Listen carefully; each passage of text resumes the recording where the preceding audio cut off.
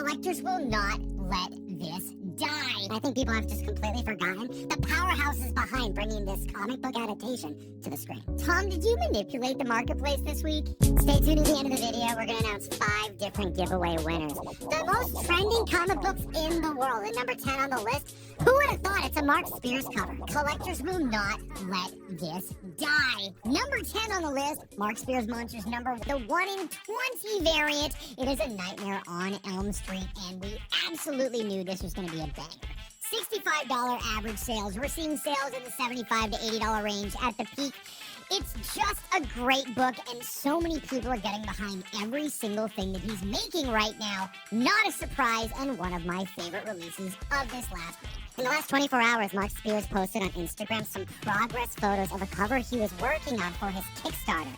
It's a glorious portrait shot of Frankenstein. But what I want to dive into here is how much work goes into each piece of art. He's got his quick sketch, a color layout, a custom 3D model, a 3D rendered version, then he paints it, and then he finalizes it in post. This is absolutely brilliant, and I think it's one of those things that is showing how much staying power Mark Spears has. I am absolutely seeing a lot of influence of Basil Gogos there, who is an Italian artist who did all of the famous monsters of Filmland.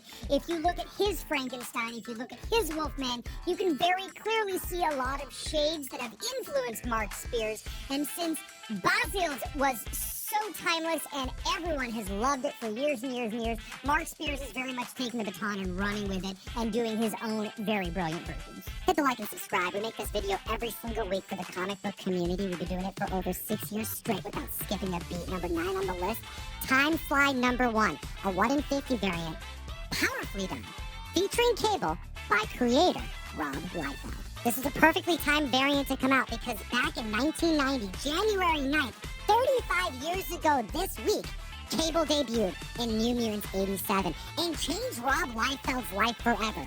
This is what he had to say this week on Instagram. I walked into the New Mutants with a man called Cable. I was tasked as a 22-year-old to exact change on a book that was in a sales free fall. I presented Cable with no concessions. I wouldn't change his name, his story, and I wouldn't tell you who he really was until I had the reins as writer. He changed my life. Your art can carry you to untold heights. I hit up Rob Liefeld this morning, and this is what he said about the cover. As to this cover, it's a fun piece. Great memories of that piece feeding the Cable hype of 1991 that I'm happy to see in the spotlight again 34 years later. In Time Slide, we have Bishop and Cable teaming up to deal with some time travel shenanigans, trying to prevent the mutant from going extinct. This is a really, well-timed book with 2 characters that don't typically get along in the comic books having to meet eye to eye. Number 8 on the list, a book that should be on all of your radars. We're talking about the season's number 1. It's an ash can, and this is distributed 1 per store through Lunar Distribution. It's selling for $10 average sales, and it's a 433% increase in copies sold this week. Now, this is a book by Rick Remender, and the interesting thing is that I don't think a lot of people were thinking about this until Jim Viscardi had him on his podcast. And while he may not be a household name to most of you, you should really start paying attention to what this guy has to say. He's been an industry insider for many years. He did have a podcast about 10 years ago. His new podcast is called Let's Talk Comics, and Rick Remender happened to be the guest on the first episode. But this guy is working over at Image right now, and before then he was working at Marvel, and happens to have a new book coming out in June of this year called Marvel, The Art of Stormbreakers. So really, Jim Viscardi is a guy that I really think everyone should start thinking about, and thanks to him, we know so much more about this new Rick Remender book. Summer, winter, spring, and autumn are the season's sisters. Their parents have been gone for a decade, and the sisters raised themselves and all of a sudden are falling prey to sinister fate. This does sound like a horror book that I'm going to be very excited on. We know very little about it, but it's Rick Remender, and honestly, everything he writes is just brilliant. I really enjoyed Black Science. 7 to Eternity is fantastic. And, of course, Deadly Class. You gotta read Rick Remender is what I'm saying. And this podcast that you just mentioned, led by Jim Viscardi, one of the higher-ups at Image Comics right now, if he's gonna be bringing on other industry powerhouses like Rick Remender, doing podcasts, talking about upcoming comics, I am not gonna be surprised to see other indie titles make the trending list. Be watching, rather listening to that show and keep up on the industry. And another great way to keep up on the industry is by utilizing code TOM101 and getting 2 free weeks of the best app in town. Key Collector Comics, I absolutely use it every single day. We source this list from a larger list of 20 comic books, and you can get that by just signing up. To get access to the app in its entirety, it's like a couple bucks a month. It pays for itself. But if you just want to try it out, 98% of the app is free. You catalog your comic books. If you want to just know all the keys of a particular run by the click of a button, this is how you find it without having to go through an overstreet price guide. Let's look at number 7 on the list, Incredible Hulk number 6. This is the first full appearance of Ghost Rider from 1944, World War II. $15 average sales, $120 for CGC 9.8. This is the first time we are really seeing this character, but the reason why it's on the list this week and we're reporting 115% increase in copies sold is the fact that Hellhunters number 1 just came out and we actually get Ghost Rider 1944's origin story. We get to see him fighting the Nazis, expertly written by Philip Kennedy Johnson. The Ghost Rider mythos is far beyond just the 3 people typically know. Johnny Blaze, Robbie Reyes, Danny Ketch. Now, it goes all the way back with different demons providing the spirit of vengeance to different individuals to take on monsters. And this particular character is a World War II vet, and we're just beginning to see his narrative take place, retroactively spiking his first appearance this week. Tom, did you manipulate the marketplace this week? Oh, that just became the clickbait for the video, Russ. Number 6 on the list is Marvel Team Up 141. The first appearance of the Black Suit in comic books, kind of? My voice kind of cracked, but I love this book. Mignola cover, Art Adams team up. I mean, this is a great key book. And came out within weeks of ASM 252, the official first appearance of the Black Suit in the comic book. But within 2 weeks, we also saw Spectacular Spider-Man 90 and this comic on the list, Marvel Team Up 141. Seeing $85 average sales, $675 for a 9.8 in November. Now, I posed this question to Jeff, who doesn't care about these 2 books. He focuses in on ASM 252 because of the hard date showing that it's the first appearance. But considering the hype on Secret Wars 8, I ask you, should people care more about Spectacular Spider-Man 90 and Marvel Team Up 141? I say yes, which is why I think this book is on the list this week. I think anyone who's a fan of the Black Suit needs to have every single one of them. But really, these books have not had enough respect.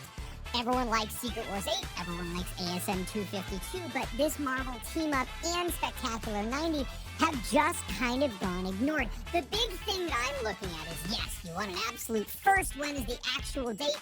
Even your newest comics, if you go to the comic book shop right now and buy a comic book that came out this week, open it up, you're going to have bought it in January, and it will say March 2025 is that release date. So we know even farther back, if you go back to the mid-'80s, even back as far as the early 1970s, when things were really, we started caring about release dates, something will hit the newsstand. The newsstand would have said it's September 25th release date, but I've got books that even have a rubber stamp on the front that'll say June 15th. And the person who brought that in and owned the newsstand, they put a specific date on that so they knew when to rotate when something would come off the newsstand because they could strip the cover, they could return these covers. So I think especially for a book like this, that everyone's looking for what is the absolute first time we had the Black Suit, there's so much gray area there. We can really have a lot of shared space, and every single one of these can be whichever one you like. 252 is great, Secret Wars 8 is great, but I love this one specifically because of the Mike Mignola cover. I appreciate you bringing up date stamps, and then you also think of things like overspray. These books having such a close release date largely means that these were likely on the stands at the same time at most places. I want to know from the community, do we have any OG collectors that remember picking any of these books up? Maybe they can help me out here, because it sounds like you agree with me more than the guru. Absolutely. All right, well, let us know what you think about that in the comment section below, and we'll move on to number 5 on the list, because don't forget, we don't just have Creature Commandos coming out right now, and Superman Legacy in the near future, and Supergirl in the distance, and Swamp Thing in the far distance. Somewhere between all of that, we're gonna get the Authority. Authority, issue number 1, at the list at number 5. $30 average sales, $279 for a CGC 9.8 January this year. Knowing that the Superman trailer has spiked up a lot of DC things, which is why we had Lobo and Guy Gardner last week, people had forgotten about the Authority. If you look at the last time we talked about this book, it was in November of 2023, a full 14 months ago. But Speckers have not been forgetting, because this book, since the last time we reported on it, has an increase of 120 slabs on the census. So while we hadn't been talking about anything since we knew we had someone cast as the engineer back in 2023, now all of a sudden we have more traction, specifically because James Gunn's Superman universe is moving forward, and a lot of the smaller characters, people are thinking about them again. Casting spiked up interest because it was slated for Superman Legacy. Who knows if that's changed at this point, but the solicitation led us to believe that she was going to be considered a villain, to which James Gunn responded via tweet saying, "Villain is such a disparaging term," which is indicating that she's not a full-fledged villain, maybe an anti-hero, which would be a unique take for a superhero movie, to not have him go up against just a full-on bad guy. Join the mystery mail call, 1 per box. We're sending out a comic that's already selling for the box cost of $34.99. We have John Boy Myers' Magic #1 trade dress going out to every single member, alongside of a Department of Truth New York City Comic Con exclusive. We have multiple covers from NYCC, and you're guaranteed one of them, along with back issues and exclusive print, and you support the show. Hit the website, link in the description. Let's talk about number 4 on the list with Horizon Zero Dawn #1. I don't think enough people know that Peach was all over this title, and there are under 30 copies graded on the census. This video game was absolutely amazing and won an award for its writing. I got a copy when I bought my PS5, and it absolutely wrapped me into its great storytelling and its beautiful, beautiful visuals. So when the comic came out in 2020, I was all over it. And a bunch of people bought this at the shop, and then nothing. So $4 average sales for this book, $66 for the highest sale of a CGC 9.8. I mean, there's not a whole lot of buy-in for this, but the fact that we've had so many great video game movies and some failures in the past couple years, Borderlands, I'm looking at you right there, this one has potential. Sony announced 2 different projects that they're bringing to the screen. Helldivers, never played the game, but the more important, Horizon Zero Dawn. It's optioned. This is the issue #1 to know about, to hunt for, and there are so few on the census that I can't help but think that people just weren't specking on this book when they should have, and this all happened at a perfect time. The week that the trailer dropped for Last of Us Season 2. And I'll remind you, when Last of Us dropped, there were people that were a little soft on acquiring that book up until the show, and then the book blew the hell up because it took over media. To be perfectly honest, I even forgot there was a second season coming, so the instant the new trailer came out, I started looking at where are these selling? Can I get a #1 for a good deal? Nope. They're already expensive, they're already over $1,000, and everyone that already has Last of Us is absolutely anticipating that Season 2 is going to be just as good, if not better, than the first one. So if you can get it ground floor for a really low entry level, below $100 for a 9.8, and probably finding raw ones out in the wild for cover price, this might be a good book to just grab. #3 on the list, Charles Soule Brilliance. We have 8 Billion Genies #1. What if every single person got one genie and one wish? The chaos that would ensue. And we have $30 average sales, $80 for a CGC 9.8 this very month, and I think people have just completely forgotten the powerhouse is behind bringing this comic book adaptation to the screen. We have talked about this book a couple times in the past. Back in June 2022, Amazon secured the rights, and everyone was excited that this would be turned into something. And in March 2024, we found out that Seth Rogen's company, Point Grey, was going to adapt the film, and that Rodney Rothman, who was the writer for Into the Spider-Verse, was attached. Those were both interesting things, but right now, we are seeing a 400% increase in copies sold because Lucky Devils #1 was released this last week, done amazingly by the same writer and artist. That's right, and that book took off, and people are buying it mostly because they did such a great job with 8 Billion Genies, and Charles Soule's all over the place, just killing it. And this is now a dynamic duo that when they do something new, people are not just going to read it, they're going to spec on it because of how nuclear 8 Billion Genies went. And I know you want me to say it.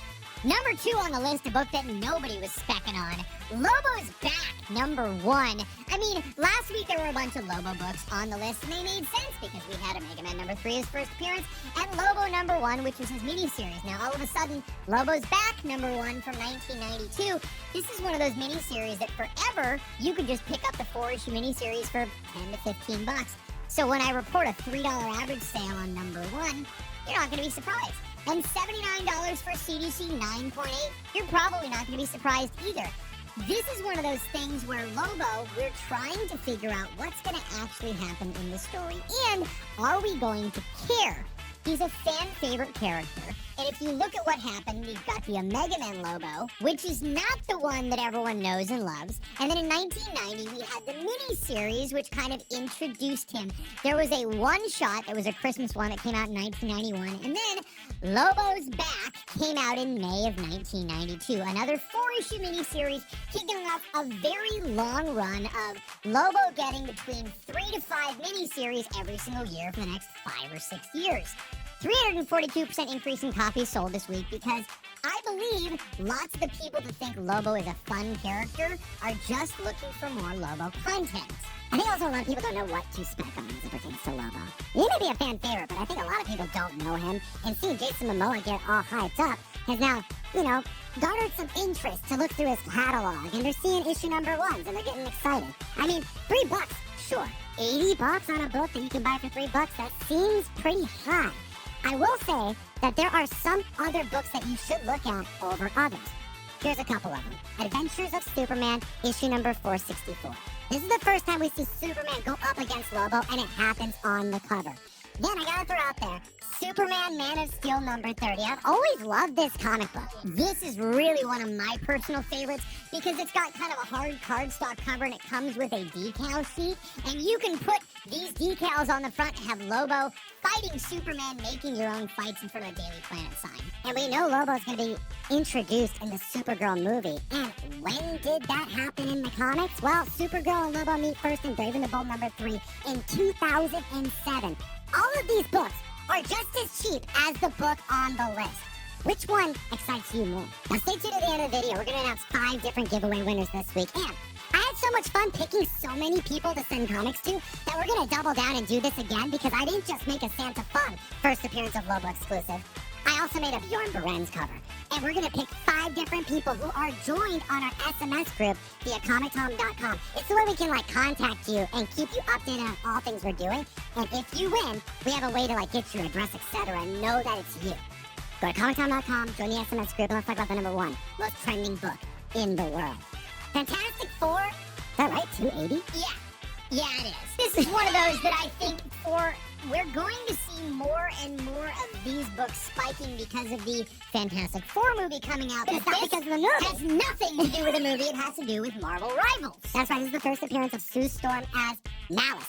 This right here is the evil version of Sue Storm after she goes through some traumatic events and kind of does a Wanda narrative where she goes pretty evil. But she also looks rather different than what we know her to be. We have $4 average sales, $135 for a CGC 9.8 because the skin is available in Marvel Rivals.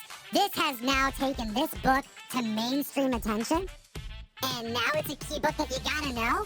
But to spec on it, I don't know. A 775% increase in copies sold this week, and if you look at every single previous copy that's sold in a 9.8, it was in the $60 to $85 range. So someone really knew that this video game is going to be popular. They threw it up for a buy it now, and one person hit buy it now at $135. This may end up being an outlier. This may end up being the new tent peg. We're not 100% certain because this is not a book that people are specking on because it's a TV show or a movie or something. These video game people, no disrespect at all, completely and totally, I play video games, you play video games, Ryan plays a lot of video games. A lot of times when you have a new fan base, they are just going to buy what they like. Someone really wants Malice on their wall, they're going to worry about buying that book, and they're not going to care about the condition, they just want the book.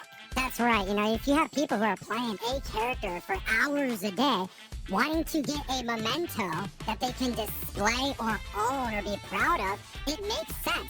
And there's not a whole lot of Malice to go around, thus, we see a book like this just propel on our list. I just want to throw this out there.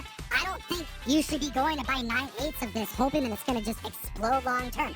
I could be wrong, but this is one of those books that you now need to have on your mental Rolodex. It's a cover you need to know, because when you are hunting, you are going to find this in dollar bins. You're going to find this in the $5 bin. And this is now a book that, despite if other collectors think should be hot, is scorching. Like and subscribe, and as always, use responsibly. Now, thanks so much for watching the video, guys. Let's actually announce some giveaways real quick. We're going to put the last 4 digits of the phone numbers of the winners on the screen, but for our Spotify audio listeners, we're going to read them to you. 9206, 5212, 9637, and 8488. Check your SMS if we texted you. We're sending you a comic book. And the 5th winner is Alicia Gomez. If that is your name, you should check your phone for an SMS from ComicTom.com. That's right. Make sure to join our SMS group. We are doing a ton of giveaways, and we're just getting started. Have a great weekend, guys.